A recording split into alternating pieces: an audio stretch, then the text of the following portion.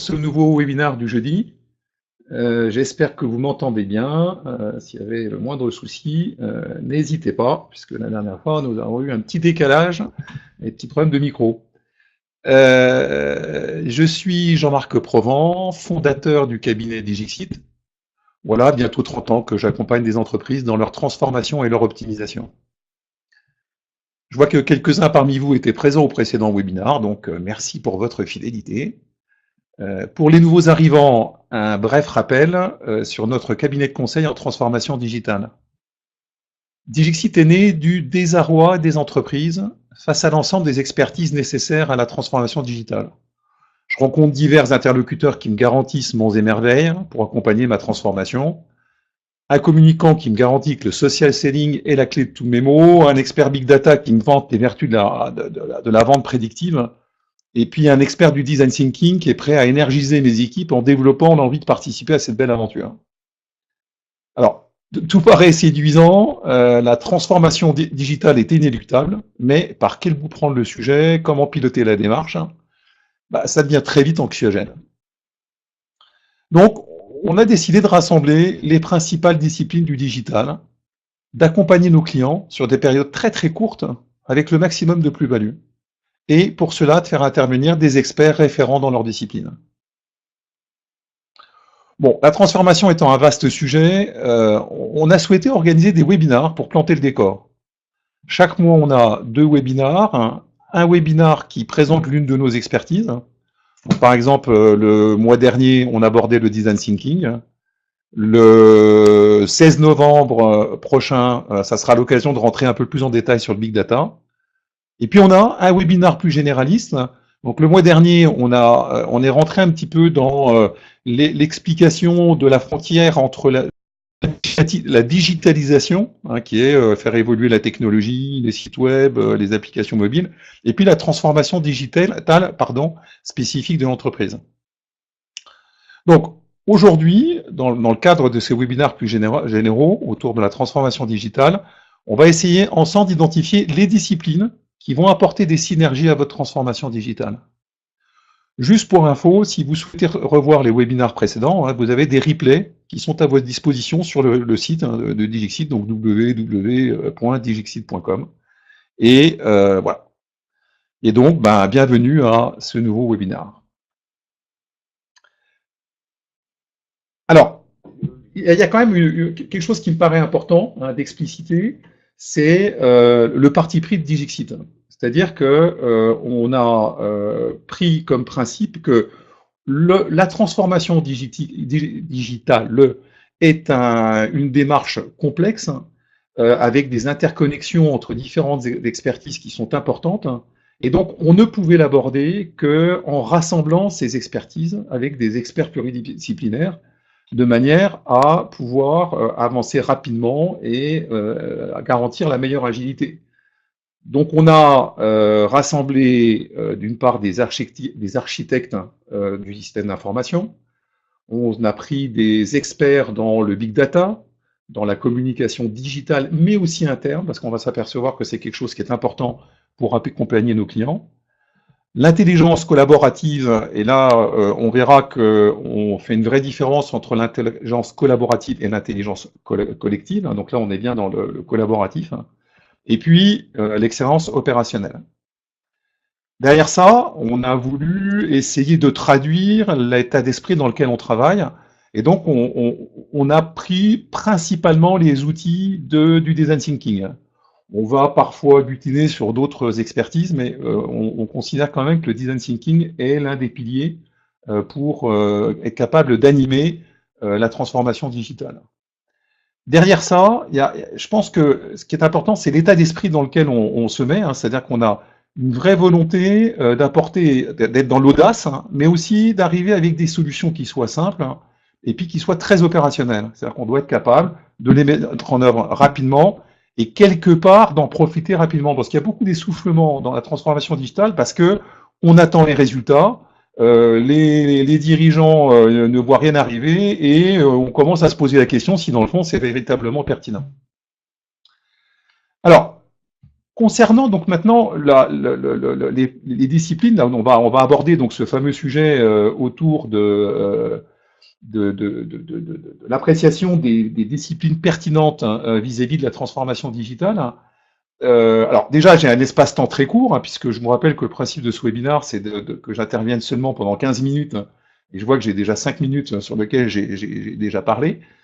Donc on va essayer de survoler ça, mais au-delà de ça, donc on va essayer de travailler. Alors j'ai un document qui normalement était animé, qui était beaucoup plus lisible, parce qu'il évoluait avec le temps. Il s'avère que la technologie que j'utilise là m'empêche d'avoir cette animation, donc on va prendre l'information brute de pomme, quoi. Alors je vais essayer ensuite de rentrer dans le détail. Alors, la meilleure façon, dans le fond, d'identifier où intervient chaque expertise dans la démarche de transformation digitale, quelque part, c'est de partir de notre matrice de transformation. Parce qu'au moins, on a quelque part l'ensemble des chantiers que l'on souhaite voir abordés dans cette démarche.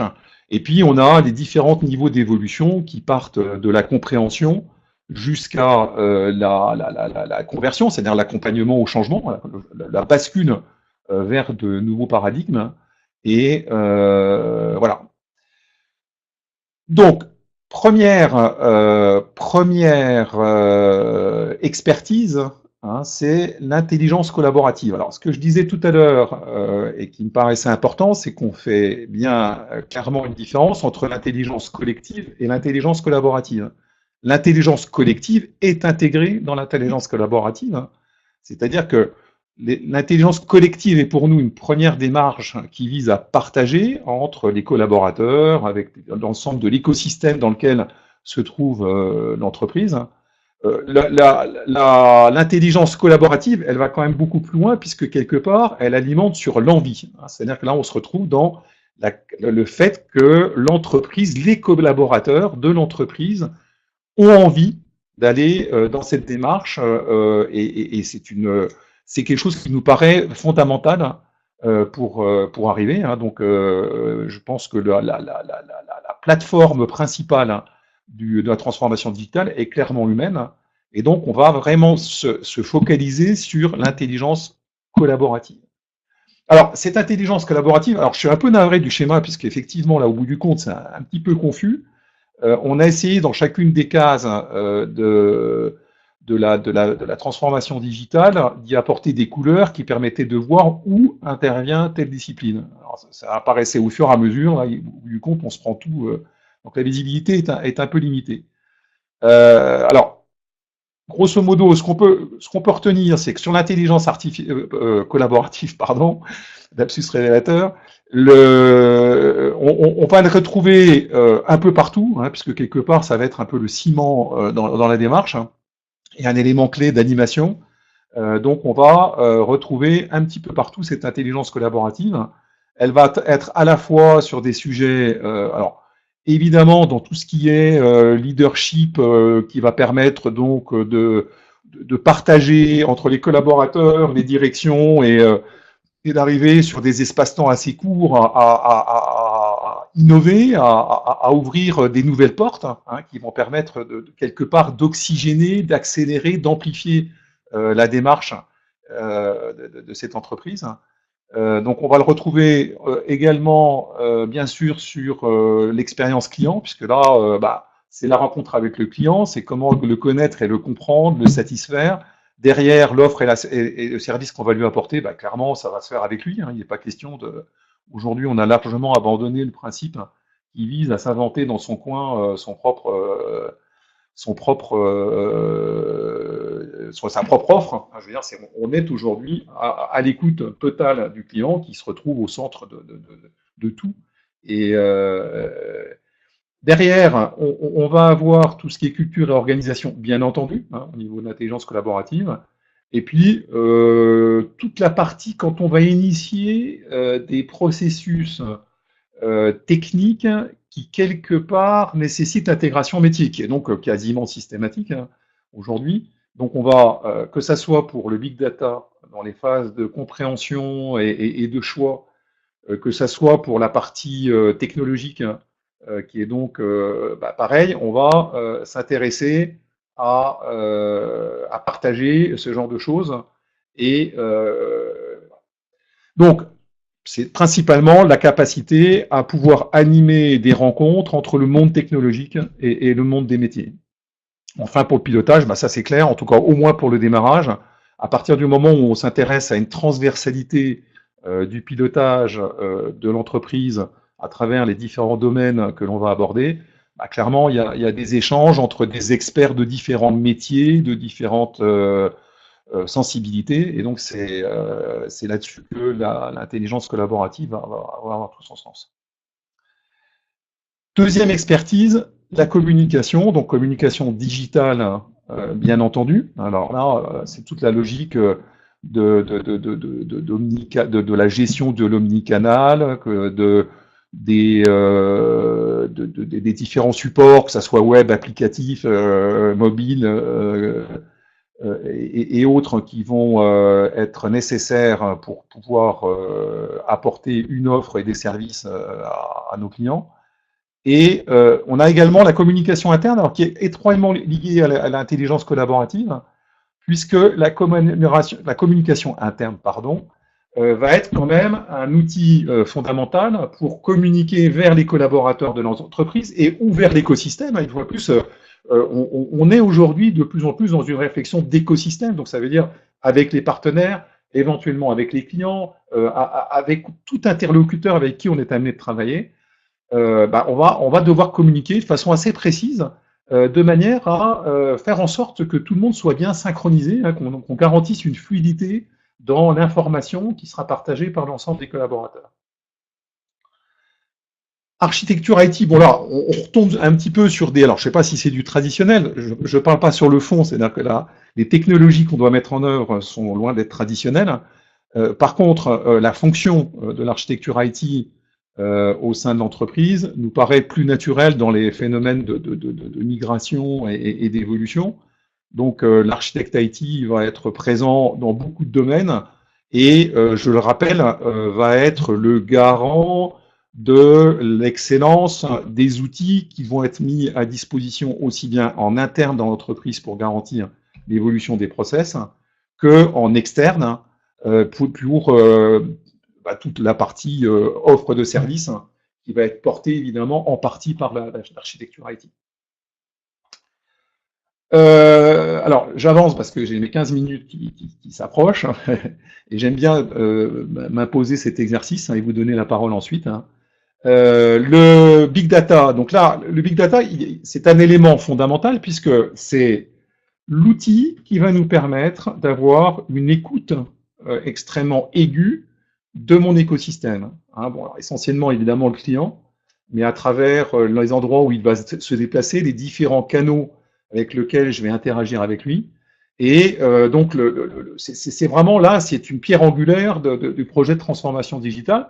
Et quelque part, in fine, je me retrouverai avec une tête de pont en big data qui viendra alimenter et nourrir l'entreprise pour qu'elle soit, qui ensuite derrière, avec la meilleure fluidité et la meilleure agilité, va s'adapter en fonction de cette information qui va lui être transmise. Donc, un big data très présent dans tout ce qui est la data, hein, donc on connaît, en tout cas, pareil, c'est le 16 novembre qu'on abordera dans un webinaire spécifique ce qu'est le big data et la façon dont on doit l'aborder et les bénéfices qu'on peut en attendre. Hein. Mais grosso modo, le big data est présent dans les chantiers de la data. Et étonnamment, hein, ils sont très présents sur la techno parce qu'on veut se garantir qu'à chaque étape de construction de la technologie, ben, qu'on soit capable de respecter l'espace que l'on doit réserver au big data. Et puis ensuite, ben, il y a le pilotage, hein, puisque dans le pilotage, quelque part, c'est quand même la récupération. À partir du moment où on est transversal, c'est bien l'accumulation d'un certain nombre de capteurs qui vont venir alimenter en information. Et derrière, on va retrouver les métiers quand même du big data qui va nous permettre, in fine, d'aboutir à du temps réel et du prédictif. Pour terminer, l'excellence opérationnelle. Alors pareil, hein, nous l'abordons dans un webinaire spécifique.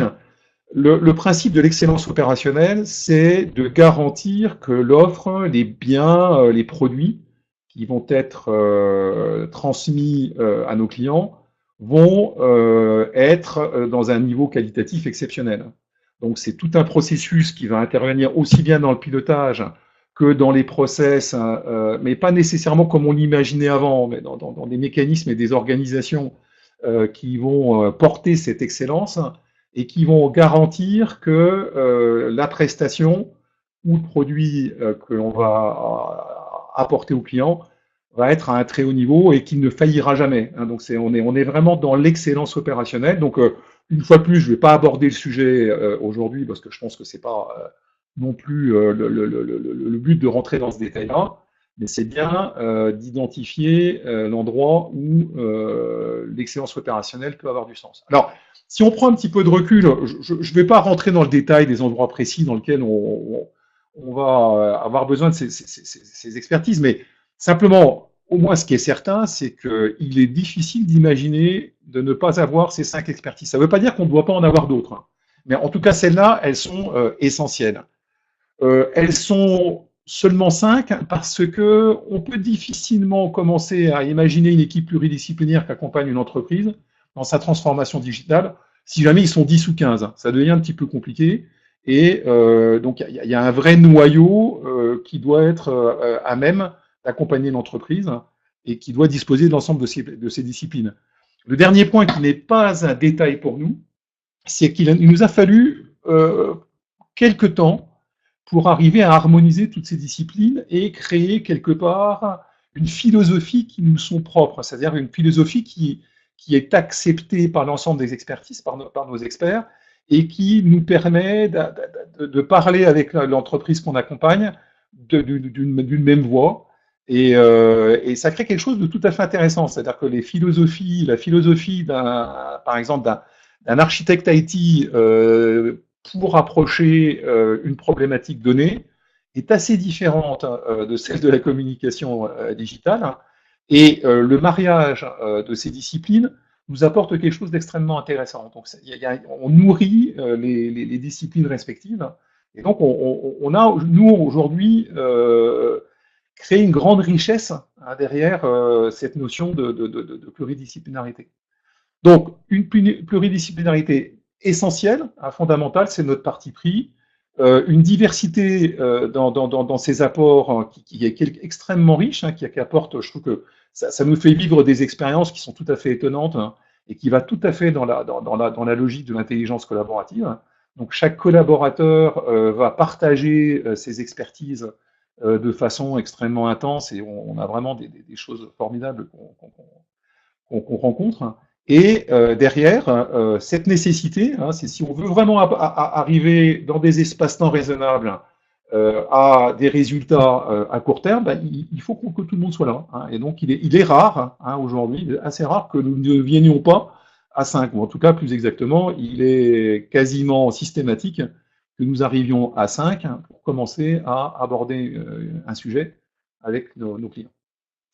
Voilà, écoutez, je suis à 18 minutes, donc j'ai un petit peu débordé. Donc je rappelle le principe du webinaire, c'est que donc pour simplement des problèmes de discipline, nous ne mettons pas la parole à disposition des participants. Donc c'est uniquement par chat que l'on peut échanger. Donc l'idée c'est que je lise vos questions que vous allez faire apparaître sur le chat, et puis je vais essayer, dans la mesure du possible, de vous répondre. Voilà. Puis après, bien évidemment, on est à votre disposition pour répondre à toutes vos questions.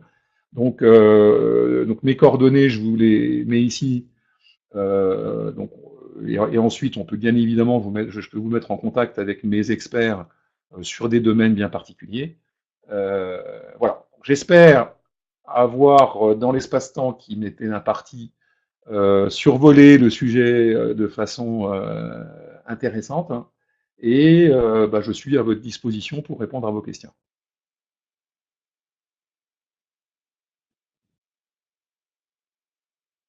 Bonjour Marina. Alors surtout, n'hésitez pas, je veux dire, c'est très, très open. En général, le démarrage est toujours un petit peu difficile. Et après, la fin de la demi-heure qui est réservée à ces échanges est en général douloureux parce qu'on a envie de se dire plein de choses. Donc, bonjour Armel.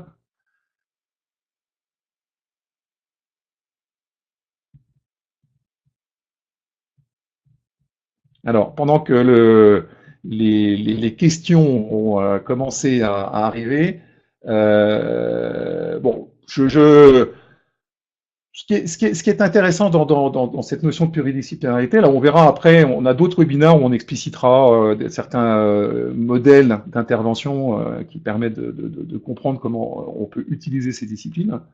Mais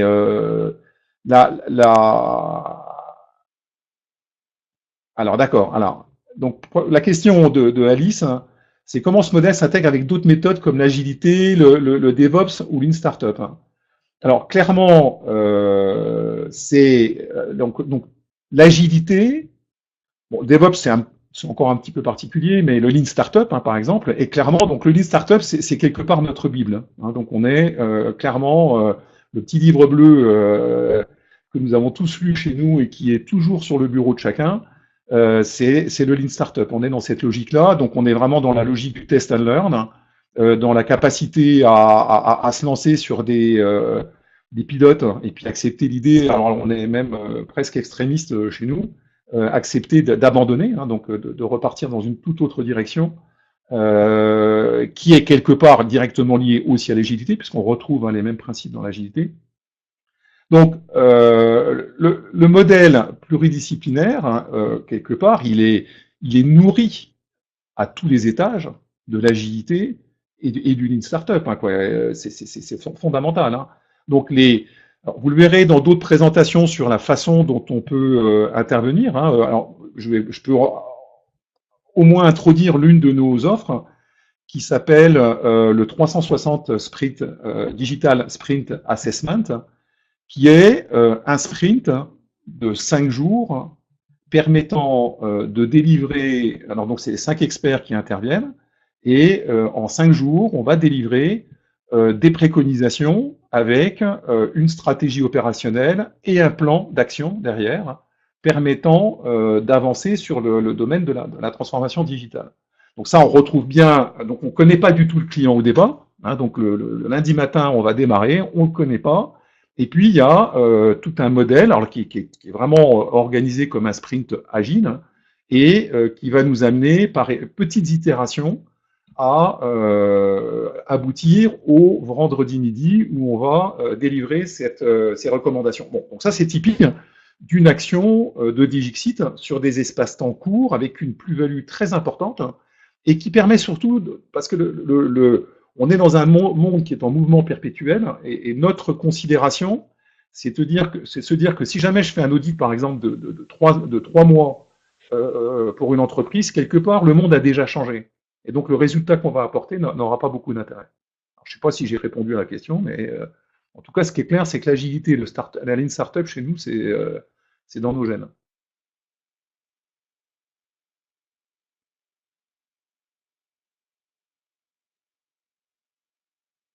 Très bien. Est-ce qu'il y a d'autres questions?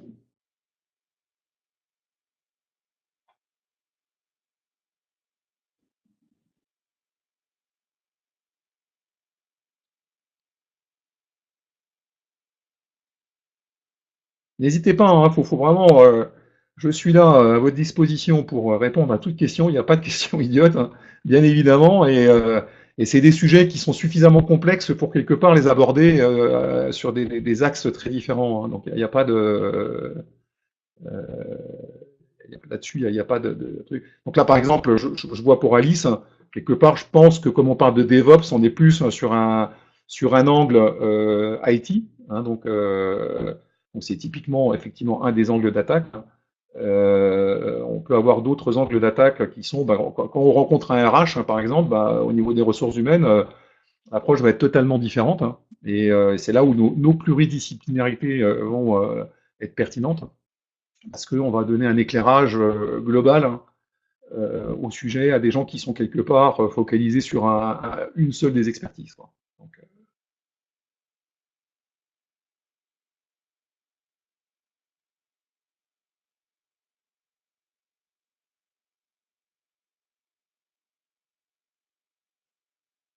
alors, comment évangéliser le besoin de transformation digitale sans brusquer le client? C'est une bonne question. Euh, alors, je pense qu'aujourd'hui, on est quand même arrivé à un niveau où peu d'entreprises n'est pas consciente qu'il faut aller vers la transformation digitale. Bon, ça, c'est les gens, soit parce ils le vivent au jour le jour, parce qu'ils vont avoir tout d'un coup un nouvel acteur qui va apparaître et puis qui va tout d'un coup les mettre en mal par rapport à un précaré auquel ils étaient habitués, ou parce que ils vont, bref, il va leur arriver plein d'événements qui vont faire que cette transformation digitale, quelque part, ça n'est plus une vision d'esprit. Et quand on regarde les études qui sont faites là récemment, entre autres BPI France a fait une étude que je trouve pas mal au mois d'avril, et on voit qu'a priori les gens sont conscients de ça. Par contre, il faut, quoi, je pense que il y a deux façons de le faire. C'est soit on intervient sur un pilote bien précis dans un domaine donné qui permet de mettre en avant les bénéfices de la démarche, et ça sur ce que j'appelle des quick wins, quoi, sur des actions courtes. Grosso modo, il faut qu'il y ait un résultat dans les 2 à 3 mois, et un résultat tangible. C'est-à-dire qu'il faut que on puisse mesurer précisément le gain qui a été obtenu, soit d'un point de vue business, soit d'un point de vue satisfaction, ou je ne sais quoi, ou de qualité, ou de bon.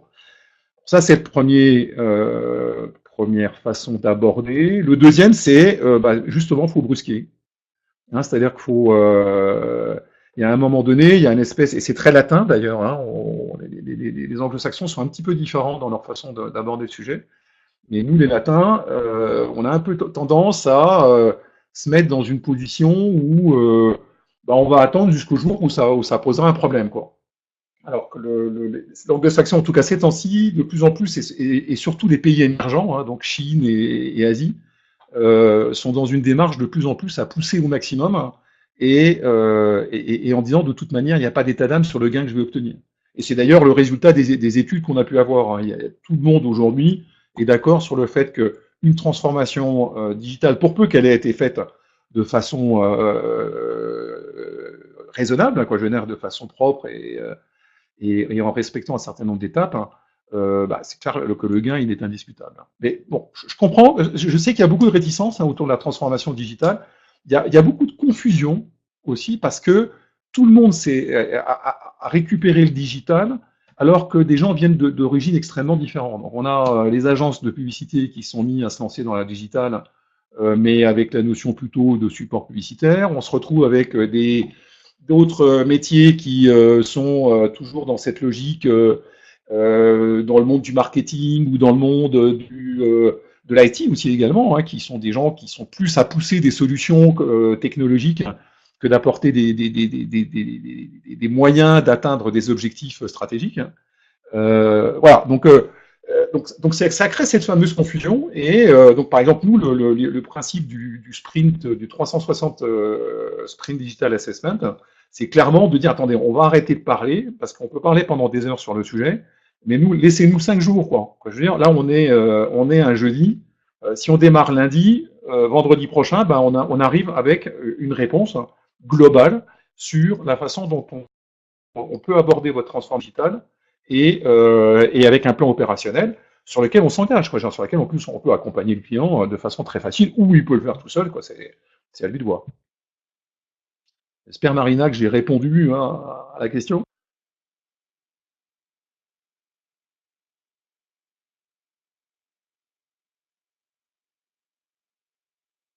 Ok. D'autres questions sur ces thèmes de. C'est intéressant, hein, la transformation digitale, c'est clairement un sujet autour de. Alors, j'ai Alice hein, hein, il y en a, mais qui n'aurait pas être pris en compte sur chacun plutôt que de manière séparée.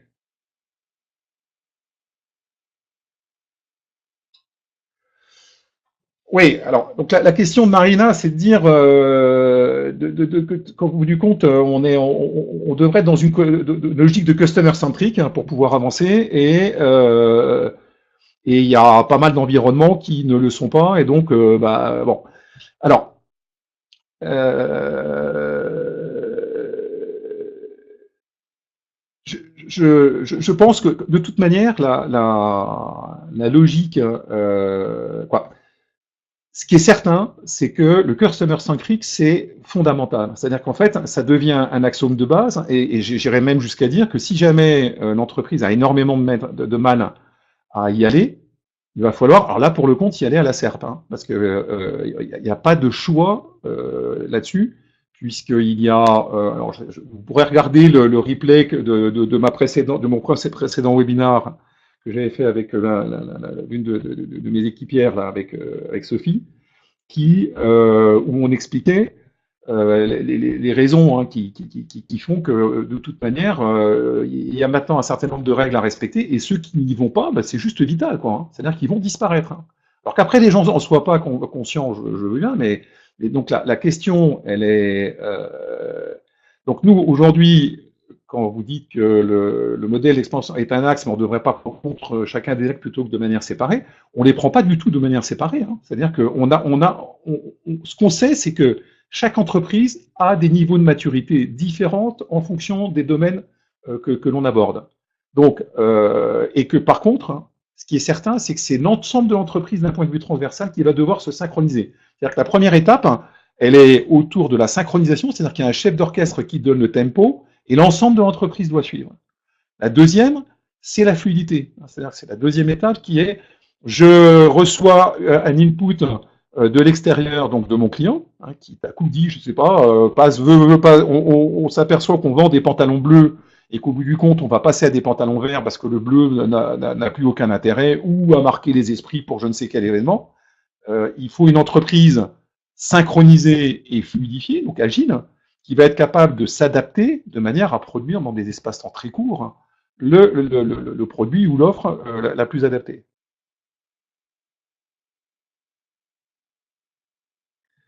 Alors la question ensuite, la cartographie, donc la démarche sur laquelle vous vous basez, la cartographie est similaire à celle entreprise par plusieurs sociétés de conseil aujourd'hui. Comment on crée la distinction? Donc notre distinction, une fois de plus, hein, c'est que, je répète, c'est qu'on passe par une cartographie, quoi. Je veux dire, c'est évident. Par contre, qu'elle s'appuie sur des hyper experts, hein, c'est-à-dire que si je prends, je prends par exemple Sophie Duval dans l'équipe, était l'ancienne directrice de la communication interne de la Société Générale. Et donc, c'est quelqu'un qui maîtrise son sujet et qui est capable d'apporter une plus-value gigantesque au niveau de son client. Pour ma part, par exemple, j'ai travaillé dans l'excellence opérationnelle et j'ai été le patron de la mise en place des centres d'appel de la Société Générale. Alors, il s'avère que c'est par hasard la Société Générale, mais c'est tout à fait un hasard. Voilà, donc on a des expertises fortes dans nos domaines. Donc ça, c'est ce que l'on apporte. La deuxième chose qui paraît très ambitieuse, parce que c'est pas si évident, et qui est une aventure absolument étonnante et époustouflante, c'est notre fameuse aventure des 5 jours. Aujourd'hui, je ne connais pas des gens capables sur un espace de 5 jours de délivrer des préconisations opérationnelles, c'est-à-dire sur lesquelles on s'engage, et qui vont permettre à l'entreprise réellement, avec une roadmap précise, d'obtenir des gains significatifs dans les semaines ou les mois qui viennent. Donc ça, c'est un vrai élément distinctif. Hein. Et puis ensuite, derrière, bon, on a tout un écosystème qui nous permet d'avancer très vite avec nos clients dans la mise en œuvre, puisqu'on va, je sais pas quoi, si on prend la partie communication digitale, on a tous les experts possibles et inimaginables que nous avons testés, qui sont des gens encore reconnus fiables et qui vont apporter une prestation de qualité qu'on va être capable de démarrer, de piloter et de valider derrière. Donc nos deux gros prises de parti, c'est de dire on ne fait rien sans être pluridisciplinaire. Alors là, pour le compte, ça élimine quand même pas mal de monde. Je parle bien d'une équipe soudée qui travaille ensemble et non pas des différentes entreprises qui se retrouvent et puis qu'on va solliciter à un moment ou un autre. Hein, c'est pas du tout la même démarche. Hein. Nous, on est une équipe qui a travaillé ensemble pour développer une philosophie commune et des modes de travail spécifiques. Hein. Et puis derrière, hein, c'est une expertise qui permet à la fois d'appliquer des méthodos qui sont rapides et surtout qui va aussi s'appuyer sur une expérience forte qui permet véritablement d'avancer sans trop se poser de questions et en prenant un minimum de risques. Je ne sais pas si ça paraît clair. pour Yacine.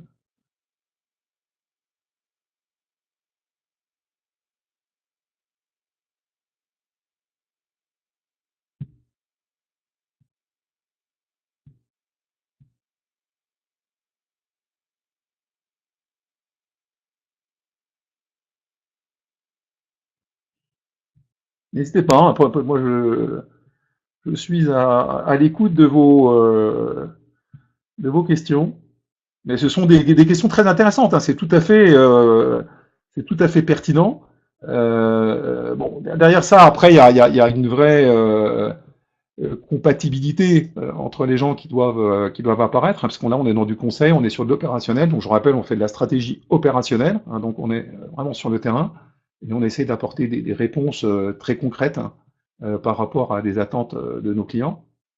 Et donc là, après, bah, il faut qu'on se rencontre, hein, parce que c'est pas à travers des échanges comme le webinaire qu'on peut tellement avancer. Et puis, une fois de plus, hein, clairement, chaque entreprise a son empreinte, chaque entreprise a son identité, et donc les leviers sur lesquels on va agir à un instant T pour permettre d'avancer peuvent être extrêmement différents.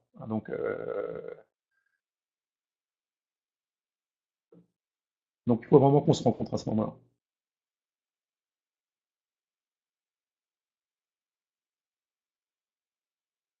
D'autres questions?